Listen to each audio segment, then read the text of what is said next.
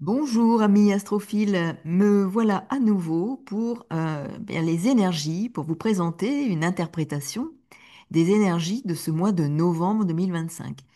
Alors je dirais qu'il y a comme un air de préparation au grand basculement.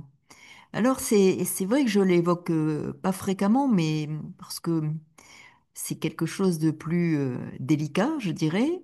Mais ce grand basculement, il n'est pas qu'individuel. Et pour certains, j'y reviendrai quand je vais vous présenter les énergies pour l'année 2026. Mais il est aussi au plan collectif un moment clé. Cette année 2026 sera véritablement une année importante et de basculement.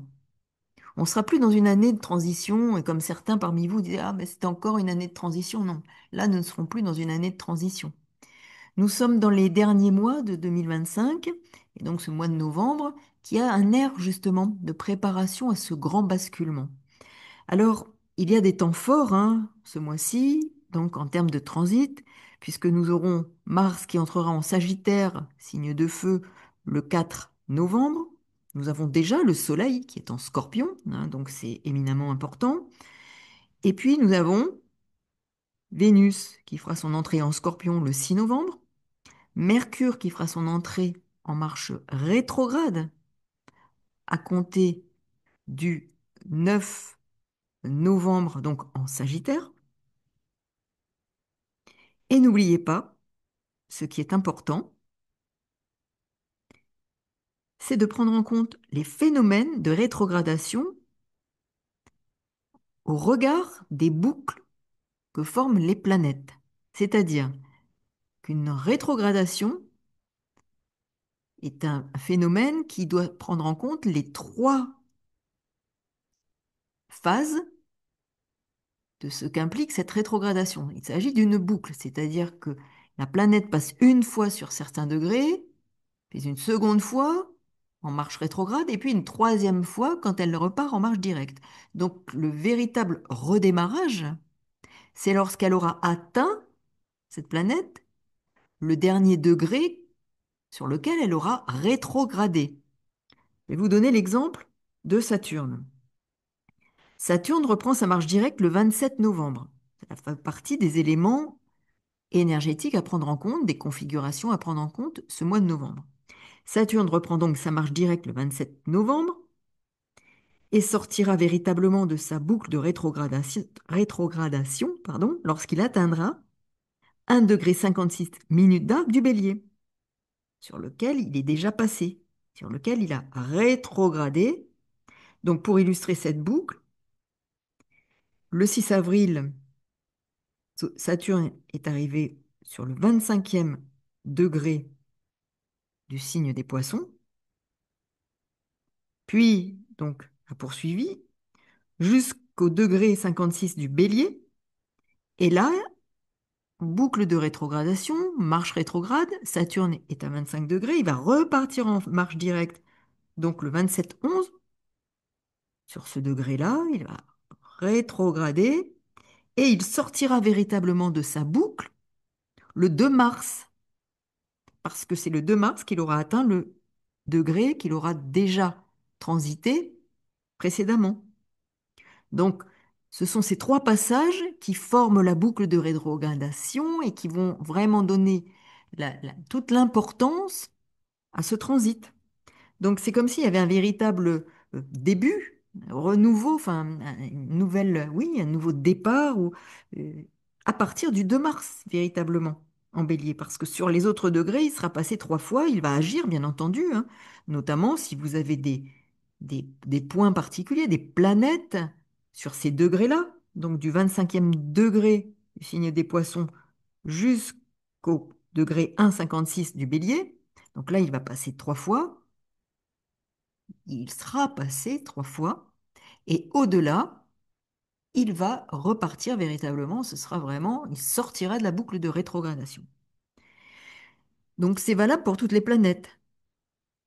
Toutes les rétrogradations sont à prendre en compte à partir de leur boucle, de la boucle qu'elles effectuent, donc les trois passages sur les degrés concernés, qui véritablement ont une incidence plus importante pour ceux qui ont des point sur ces degrés, mais aussi ces mêmes degrés quand cela forme un sextile, un trigone, un carré, donc une opposition.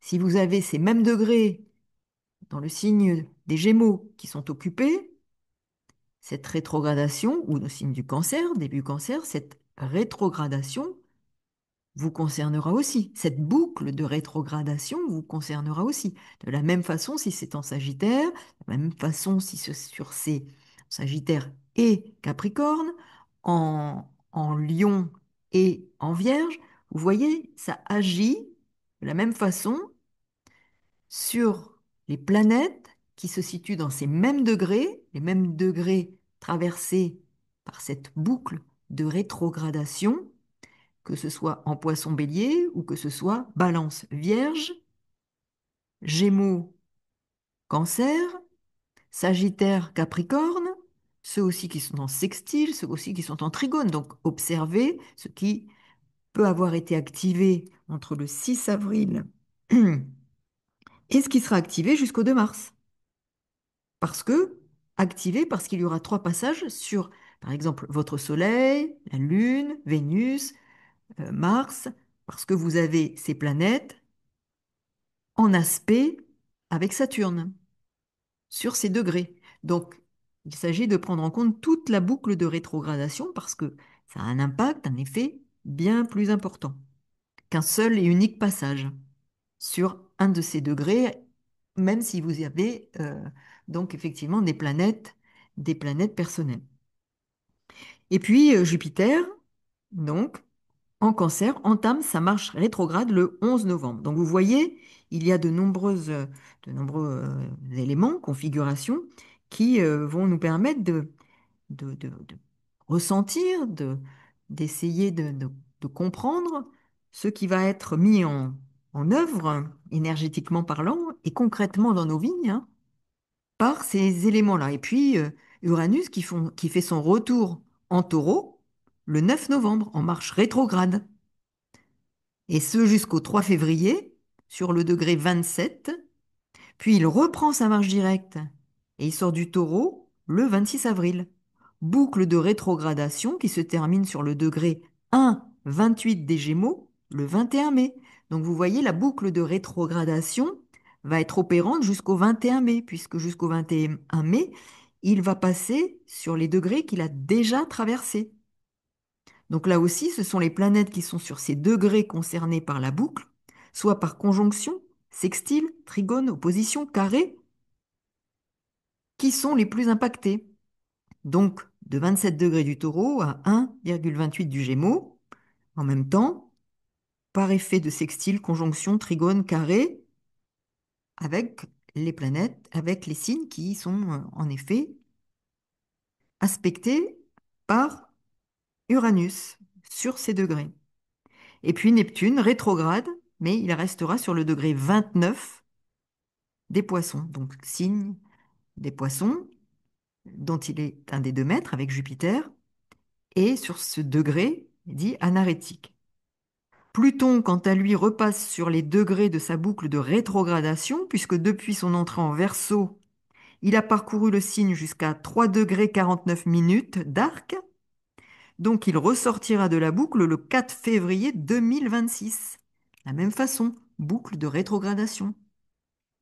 L'on perçoit bien ici encore, et encore davantage, combien, je dirais, à partir de février 2026 jusqu'à mai, hein, nous allons avoir vraiment une convergence énergétique qui va vraiment être significative en termes de basculement, de profond renouveau, de transformation.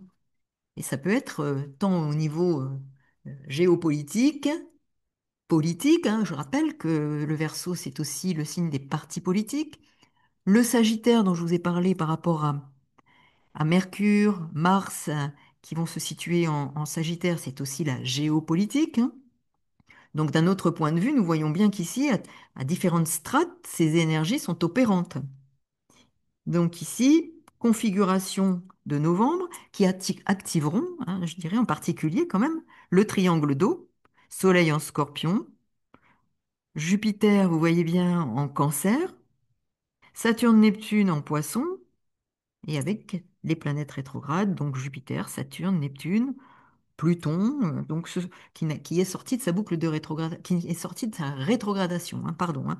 Donc nous avons vraiment ici des planètes qui sont rétrogrades, et je viendrai sur la signification particulière de Mercure. Et puis, eh bien, là, nous avons ici Jupiter, Saturne, Neptune aussi rétrogrades, qui sont des opportunités afin de soigner, voire de guérir, hein, des blessures du passé. Nous sommes dans des signes d'eau. Ce mois-ci offrira, oui, des possibilités, des circonstances, des situations, d'être confronté à ces peurs, à ces ombres, concrètement à travers des situations, hein, je le répète, hein, à travers ça peut être voilà, des relations, quelles qu'elles soient, des événements qui vont vous permettre, qui vous offrent des opportunités, parce que on s'en saisit ou on s'en saisit pas. On garde les œillères ou on les retire.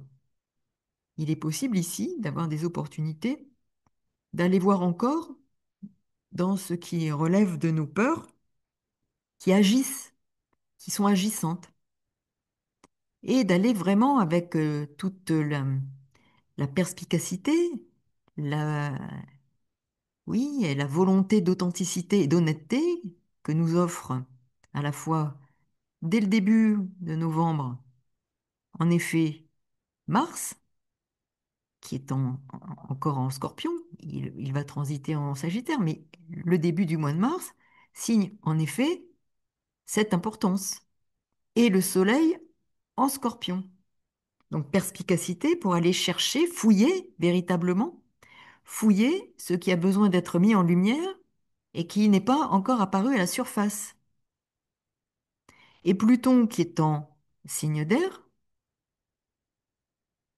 Uranus qui à ce moment-là de l'entrée est encore en Gémeaux, nous parle bien de libérer quelque chose qui est enfoui pour nous en émanciper. Donc libération pour une émancipation, une plus grande autonomie, mais il va falloir aller encore fouiller, chercher, parce que cela va contribuer à ce que l'on va devoir, ce que l'on va pouvoir rediriger, réorienter dans notre existence. Donc ce sont des opportunités de soigner, voire donc de guérir des blessures du passé. Et je dirais que l'atout, c'est l'entrée de Mars ensuite en Sagittaire et le positionnement de Pluton en Verseau, tous les deux maîtres du Soleil en Scorpion. Pourquoi? Eh bien, il y a véritablement l'émergence, la puissance d'une énergie libératrice, un gain d'autonomie, un gain d'indépendance au plan émotionnel. N'oublions pas ce grand triangle en Poisson, rétrogradation de Neptune et Saturne, et du nœud nord présent en Poisson. Donc c'est important ces retrouvailles, je dirais, du nœud nord de Saturne et de Neptune, sachant que Neptune et Saturne sont rétrogrades. Donc il y a véritablement nécessité d'aller vers quelque chose qui est davantage intériorisé pour aller faire émerger ce qui a besoin d'émerger par rapport à des blessures émotionnelles, des blessures anciennes, des blessures enfouies, des blessures refoulées. Donc nous avons véritablement ici, surtout que je dirais que à ce moment-là, il y a des opportunités qui s'offrent à nous pour, justement, grâce aussi à la lune noire en Scorpion, d'aller en profondeur pour chercher nos parts d'ombre qui peuvent être faites de conditionnements hérités d'un passé. Donc, quels conditionnements, quelles programmations qui sont agissantes, en sourdine, qu'il faut faire émerger pour gagner en émancipation, en autonomie et s'émanciper de ces schémas de pensée. Et je vais y revenir avec Mercure en Sagittaire et Mars en Sagittaire. Donc il sera question d'aller au-delà du voile des illusions, illusions parfois entretenues depuis des années, hein. Alors ce mois de novembre peut permettre de se libérer de fonctionnements que l'on répète aussi. des fonctionnements récurrents et surtout de comprendre pourquoi, d'où ils viennent. L'on va pouvoir davantage explorer nos motivations profondes, les mettre en lumière et percevoir ce qui faisait que nous répétions les mêmes comportements ou que nous maintenons une situation en l'état. Il y aura une recherche de vérité, un désir d'aller au-delà des apparences, au-delà de l'horizon connu que nous avions posé par peur face à nous. Cet horizon est posé face à nous. C'est nous qui l'avons disposé et nous ne voulons pas, parfois, aller regarder au-delà de l'horizon parce que nous mettons des œillères par peur, par peur de rencontrer notre ombre ou nos ombres qui se manifestent dans notre existence. Pour autant, parce qu'elles prennent corps et se traduisent par des situations, des rencontres qui viennent à chaque fois faire appel à notre discernement, à la nécessité d'exercer notre discernement. Et c'est ce que va nous proposer, et j'en ai déjà parlé, le nœud nord en poisson, mais aussi le retour de Saturne qui nous met face à une réalité et à la nécessité d'exercer ce discernement pour retrouver un équilibre. Donc ça va être très important. Alors il peut y avoir des découvertes, hein, des révélations, et puis des opportunités d'ouverture à de nouvelles connaissances. C'est une exploration d'un espace nouveau, d'espace intérieur, d'un regard sur notre intériorité plus lucide. Nous sommes avec le soleil en scorpion, hein. Regard plus lucide sur notre monde intérieur, plus honnête avec nous-mêmes et potentiellement plus lucide et honnête, empreint d'authenticité dans nos relations avec les autres, pour être plus vrai, plus juste et retrouver un équilibre. Saturne nous propose de retrouver un équilibre et il est à nouveau donc là, et c'est intéressant parce que là, il va être en phase stationnaire pendant quelques temps pour ensuite hein, repartir en marche directe. Donc c'est important. Il ne sortira pas pour autant, je le répète, de sa boucle de rétrogradation tout de suite, mais déjà la phase stationnaire pose quelque chose d'important en termes de poids pour ensuite repartir. Et là, l'énergie repart pour mettre au travail ce qui a besoin d'être structuré et rééquilibré. Donc c'est une sortie de certains carcans, une proposition en tout cas de sortie de certains carcans, modes de pensée, schémas émotionnels enfermants qui, ce mois de novembre, sera favorisé. Il sera nécessaire donc d'être vigilant à une trop grande impulsivité, vigilance par rapport aux risques potentiels, hein, puisque nous aurons quand même Mars donc en Sagittaire, signe de feu. Il y a quand même et Mercure dans ce signe aussi. Donc la notion de temps avec ses alliés, hein, la patience et la persévérance, seront à cultiver pour préparer une réorientation. L'intérêt de ce travail, ce sera de préparer, hein, après le Soleil rentrera en Sagittaire, mais déjà, Mercure, Mars, en Sagittaire durant ce mois de novembre, c'est j'agis pour réorienter, pour prendre une nouvelle direction, que ce soit au niveau affectif, sentimental, professionnel, d'une orientation quelle qu'elle soit, il va y avoir comme la nécessité, le besoin, la nécessité hein, de se réinterroger. Alors, ça pourra aussi donner lieu à un désir d'explorer de nouvelles idées, de faire des expériences nouvelles, et ça pousser, en effet, par ce Mars qui est Mercure en Sagittaire, hein, et ainsi être à la source hein, de nouvelles rencontres, de personnes nouvelles avec qui partager des centres d'intérêt. Il peut y avoir une nécessité de rétablir un équilibre hein, là où cela faisait défaut pour atteindre des objectifs réévalués. Vénus est en balance. On réévalue certaines orientations prises, certaines décisions prises.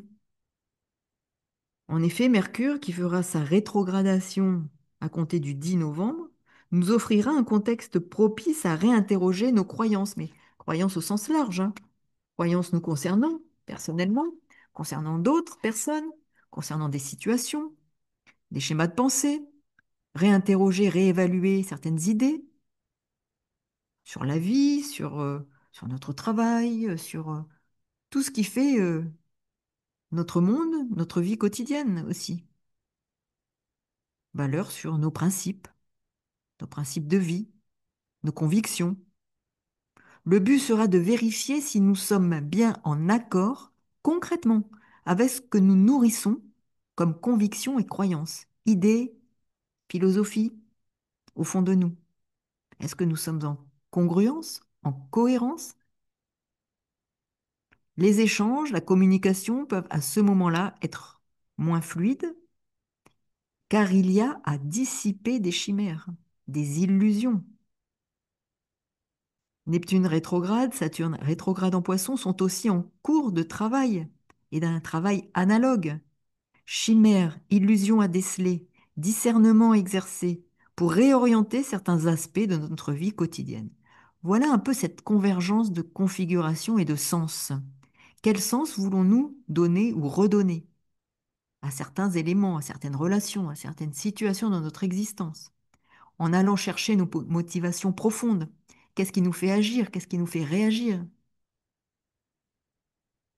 Lorsque Mercure aura terminé sa boucle de rétrogradation, en repassant sur le degré 6 du Sagittaire le 17 décembre, il y aura possibilité donc de comprendre le travail de fond réalisé qui pourrait vous permettre de prendre une nouvelle direction dans un domaine ou un autre de votre vie. Et Vénus en transit en Scorpion apportera une sensibilité émotionnelle exacerbée, plus intense, et aussi un besoin accru de connexion aux autres. Donc cela renforcera les énergies du Soleil en Scorpion, en quête de vérité, de profondeur, d'honnêteté, d'authenticité relationnelle, et Pluton Verseau, Mars Sagittaire, qui maîtriseront aussi Vénus, seront actifs pour libérer, réorienter ce qui doit l'être dans notre façon d'aimer, d'être en relation, de vivre au sens large. Et puis, il y a aussi quelque chose d'important à avoir à l'esprit, c'est que ce que nous porte à comprendre ces aspects et configurations, puisque quand même nous avons une présence du Soleil en Scorpion, hein, c'est que la vie, avec un V majuscule, est le meilleur terrain d'expérience, Mars, Mercure en Sagittaire, d'exploration pour accéder à la guérison. Neptune, Saturne en Poisson, nœud nord en Poisson. Nous avons ici matière à comprendre que, bien entendu, les thérapies, les soins énergétiques ont leur importance. Mais parfois, nous nous y réfugions par peur de nous confronter à ce terrain d'expérience qui est la vie et qui est le plus grand thérapeute. Il nous fait passer par des troubles, mais quel thérapeute ne nous confronte pas à des troubles, à nos profondeurs, à nos ombres? Et c'est bien là, le thérapeute est là pour être un révélateur de nos ombres. Il n'est pas là pour nous conforter dans nos problématiques, il est là pour faire émerger, ressortir, révéler ce qui doit passer à la lumière pour être pris pour, euh, consciemment en compte dans notre existence et pour être intégré. Et la vie est le meilleur thérapeute pour cela. Il suffit d'exercer le discernement. Donc en effet, il y a quelque chose à comprendre à travers ce thème du mois de novembre qui peut être en soi déjà un outil thérapeutique qui permet de prendre conscience. Soleil, je le répète, en Scorpion. Lune noire en Scorpion.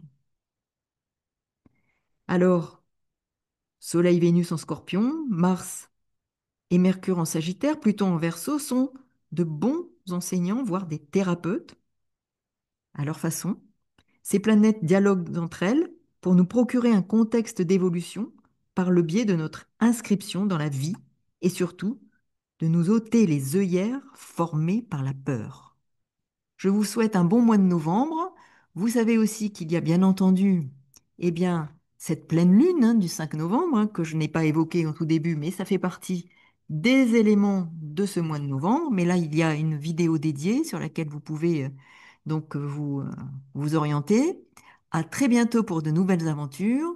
Si vous souhaitez avoir des renseignements pour ce qui vous concerne, alors je répète parce que certaines personnes me demandent, oui, je suis psychologue clinicienne, je fais de l'astropsychologie, je fais de l'astrologie et je propose avec cet outil des accompagnements à travers votre thème, des interprétations du thème pour les prévisions, l'impact que les configurations peuvent avoir dans votre existence, vie intérieure comme extérieure, et aussi des accompagnements plus spécifiques sur des thématiques.